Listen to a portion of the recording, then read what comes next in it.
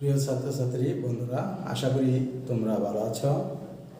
আমি আজ পরিসংখ্যানের একটি গ্রাফ নিয়ে উপস্থিত হয়েছি। গ্রাফটি হলো আয়তলেখ অঙ্কন। তোমাদের যারা পরীক্ষার্থী আছো, 9-10 আছো, মাদ্রাসা স্কুলে, তোমাদের জন্য অত্যন্ত গুরুত্বপূর্ণ একটি গ্রাফ।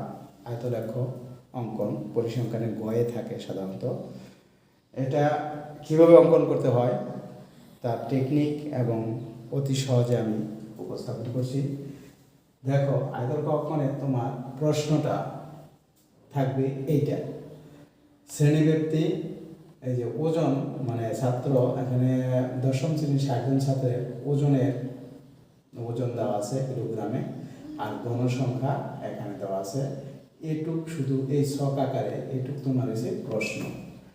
এই প্রশ্নটা দেওয়া থাকলে তোমরা যদি আয়তলেখ অঙ্কন করতে, তাহলে তোমরা আর একটা ছক তোমার বাড়াতে হবে, যেটা হচ্ছে অবিচ্ছিন্ন শ্রেণীব্যক্তি। অবিচ্ছিন্ন শ্রেণীব্যক্তিতে এই ছকটা তোমার তৈরি করতে হবে।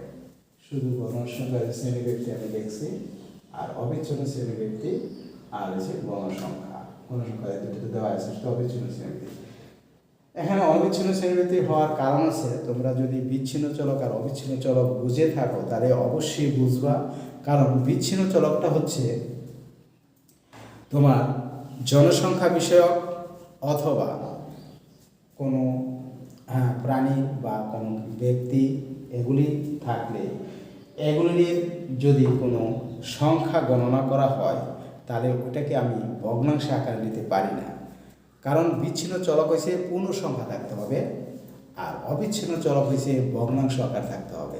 যেমন ভগ্নাংশ আকার থাকে যেই বাস্তব সংখ্যাগুলি আছে, যে ভগ্নাংশ এবং পয়েন্ট আকার যেগুলি লিখি সেগুলি হচ্ছে অবিচ্ছিন্ন চলক। কারণ জনসংখ্যা, তুমি কোনো ছাত্রছাত্রীর সংখ্যা যদি থাকে তাহলে সেটা আমার পূর্ণ সংখ্যা লিখতে হয়। কারণ জনসংখ্যা, কোনো ছাত্র বা জনসংখ্যাকে আমরা তার অর্ধেক নিতে পারি না, এই জন্য এটা ভগ্নাংশে লেখা যায় না। এই জন্য এটা অবিচ্ছিন্ন চলক নয়, জনসংখ্যা বিষয়ক চলকটা হচ্ছে বিচ্ছিন্ন চলক। আর যদি কোনো ভগ্নাংশ আকার থাকে সেটা হচ্ছে অবিচ্ছিন্ন চলক।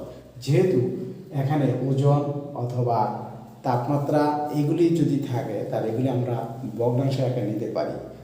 যেমন পয়েন্টে নিতে পারি, দশমিকে নিতে পারি। এই জন্য যেহেতু এটা ওজন দেওয়া আছে দশম শ্রেণীর 60 জন ছাত্রের, এই জন্য এটাকে অবিচ্ছিন্ন চলক আকারে আমরা নিয়ে তারপরে আমি আয়তলেখ অঙ্কন করতে হবে। এখানে শুধু 46 থেকে 50, মানে দেখো 46 থেকে 50, এর থেকে এই সংখ্যাটা থেকে আমি 0.5 কমাইছি, মানে কি 45.5, আর 50-এর লগে 0.5 বাড়াইছি। তার মানে কি যোগে সমানই আছে, মানে সংখ্যার পার্থক্য সমানই থাকবে। তাহলে আগের সংখ্যা থেকে 0.5 কম, পরের সংখ্যা লগে 0.5 বেশি। এটি হচ্ছে অবিচ্ছিন্ন চলকের নিয়ম। প্রত্যেকটা চলকের সাথে আমি 0.5 একটা কমাইছি, একটা বাড়াইছি, একটা কমাইছি, একটা বাড়াইছি, 0.5 করে বাড়ায়া আমি কমিয়ে আমি অবিচ্ছিন্ন চলক লিখছি। এরপরে গণসংখ্যা যা আছে তাই লিখছি। এখন আমার গ্রাফটা অঙ্কন করতে হলে প্রথম দুইটা অক্ষর নিতে হবে গ্রাফ পেপারে। আমি জাস্ট এখানে হোয়াইট বোর্ডে বুঝিয়ে দিতেছি তোমরা কীভাবে গ্রাফটা অঙ্কন করবে। আমি এই একটা এক্স অক্ষ নিলাম আর একটা ওয়াই অক্ষ নিলাম। গ্রাফ পেপার অসংখ্য দাগ কাটা আছে, ছোটো ছোটো ঘর। একটা যখনকে চয়েস করে তুমি একটা এক্স অক্ষ নিয়ে দাগ কাটবা আর একটা ওয়াই অক্ষ দাগ কাটবা। দুইটা দাগ যেখানে মিলিত হয়েছে সেখানে 0 মানে বিন্দু, এখানে 0 লিখে রাখবা। এরপরে আমি এখানে যেহেতু কত 5 শ্রেণীর ব্যবধান আছে, 5 শ্রেণীর 5টি গড় ব্যবধানে আমি এই অবিচ্ছিন্ন চলকগুলি লিখলাম। 45.5 একটা পয়েন্ট আপ করলাম, 50.5 একটা পয়েন্ট আপ করলাম, 55.5 60.5 65.5 70.5 পয়েন্ট আপ করলাম সব। এখানে মধ্যে কয় ঘর আছে? 5টা করে ঘর আছে, 5টা। আর এদিকেও 5টা করে ঘর, মানে প্রতি ক্ষুদ্রতম ঘর আমি কি, এটা হচ্ছে শ্রেণী ব্যক্তি বা শ্রেণী অবিচ্ছিন্ন চলকের শ্রেণী ব্যবধানকে শ্রেণী ব্যক্তি লিখতে পারো। আর এটা হয়েছে কি গণসংখ্যা। সব সময় y অক্ষের গণসংখ্যা থাকবে আর x অক্ষে থাকবে শ্রেণী ব্যক্তি বা শ্রেণী ব্যবধান বা অবিচ্ছিন্ন শ্রেণী ব্যক্তি, যাই দেও এখানে অবিচ্ছিন্ন শ্রেণী ব্যক্তি, আমি শ্রেণী ব্যক্তি লিখলাম, অসুবিধা নেই। এখন আমি শুধু y অক্ষের প্রতি ক্ষুদ্রতম গড়কে দেখো 5 5 5 করে বাড়ছে, 5 10 15 20 25, আমার সর্বোচ্চ গণসংখ্যা 20, যার জন্য 25 পর্যন্ত নিলেই আমার চলবে। আর এখানেও 5 5 করে, মানে কি প্রতি ক্ষুদ্রতম গড়কে আমি x অক্ষে যদি ভাষাটা লিখতে হয় তাহলে এভাবে লিখবা, x অক্ষে প্রতি ক্ষুদ্রতম গড়কে 1 একক আর y অক্ষের প্রতি ক্ষুদ্রতম গড়কে 1 একক নিয়ে নিম্নে আয়তরেখা অঙ্কন করা হবে। এটুক ভাষা লিখলে যথেষ্ট, আর কিচ্ছু লেখা থাকবে না। পরে শুধু তুমি গ্রাফ পেপারটা অঙ্কন করে স্টেপলারের খাতাতে লাগাই দিবা। এখন দেখো এই 45.5 থেকে 50.5, দেখো আমি যদি 45 ধরি তাহলে পরেরটা দেবো 50, তাহলে 45.5 আমার গণসংখ্যা কত আছে 5। আমার এই 45.5 গণসংখ্যা 5, এই 5-এর এই বরাবর একটা দাগ আছে আর এই বরাবর একটা দাগ আছে অবশ্যই, তাহলে এই দুই দাগে মিলে এখানে একটা পয়েন্ট হবে, এই যে এই জায়গায়।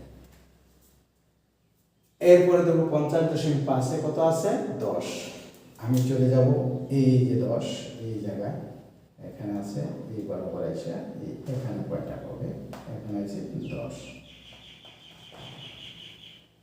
বুঝছো? তাহলে এরপর আমি 55.5-এ আবার পয়েন্ট আপ করবো, 55.5-এ কত আছে 20, তাহলে এই বরাবর যাইয়া আমার 20-এর দাগ কাটা আছে, এই বরাবর এসে এই 55.5 এই বরাবর এসে এখানে আসবে 20, দেখবেন এই পয়েন্ট আপ করেছে 20। এরপর আছে 60.5 15 নেমে যাবে, তাহলে এখানে আসছে এই 15 বরাবর, এখানে অবশ্যই দাগ আছে, এইখানে আসবে 15, এই বরাবর 15। এরপরে আসবে 65.5 কত আসে 10, আবার যাবে 10-এ নেমে এই জায়গায় এই যে 10 এই বরাবর এই পয়েন্ট বরাবর থাকবে, এই যে এখানে এসে 10, এই 10। তাহলে এই যে বিন্দুগুলি আমি অঙ্কন করলাম, এখন এটাকে শুধু কি স্তম্ভ আকারে অঙ্কন করে দেব। এখন দেখো এখানে অসংখ্য গড় বরাবর আছে, তুমি এই বরাবর টানতে পারো, এই বরাবর এইভাবে এই আয়তলেখা, মানে কি আয়তলেখা, আয়ত আকার না, আয়তাকার গড়ের মতন তোমার অঙ্কন করতে হবে, এই বরাবর যোগ করে দিবা। আবার এটা তো এই বিন্দু, তাহলে এটা বরাবর এইভাবে আনতে হবে, এনে এই এখান থেকে এই বরাবর টানতে হবে, এখান থেকে এই বরাবর নামাই দাও, তাহলে আমার আয়ত হয়ে যাচ্ছে এইভাবে, এই এখান থেকে আবার এই বিন্দু পর্যন্ত আমার এইভাবে টানতে হবে, টেনে এই বরাবর এই বিন্দু বরাবর সোজা নামাই দাও। আবার এই বিন্দু থেকে আমার এই বিন্দু যেতে হবে, এই গিয়ে এইভাবে সোজা নামাই দিবে, আর এই বিন্দু থেকে এই এই শেষ। এগুলি পরে আমি কি এটা একটা আয়ত স্তম্ভ আকারে আছে, আয়তলেখা প্রত্যেকটা আয়তলেখার মতন স্তম্ভ আকার, পরে এটাকে তুমি এইভাবে ড্রাগ করে দিতে পারো, এইভাবে এইভাবে ডার্ক করে দিবা পেন্সিল দিয়ে, তাহলে তোমার কি আয়তলেখা অঙ্কন হয়ে গেল। একদম সহজ একটা গ্রাফ, একদম সহজ, শুধু বিন্দুটা পয়েন্ট আপ করলেই তুমি আয়তলেখা অঙ্কন করে ফেলতে পারো।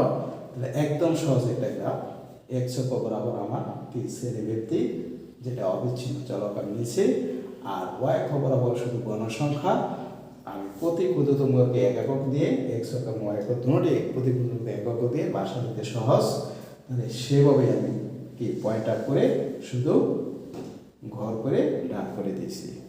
তাহলে একদম সহজ, যারা মানে দেখছো একদম সহজভাবে বুঝিয়ে দিয়েছি।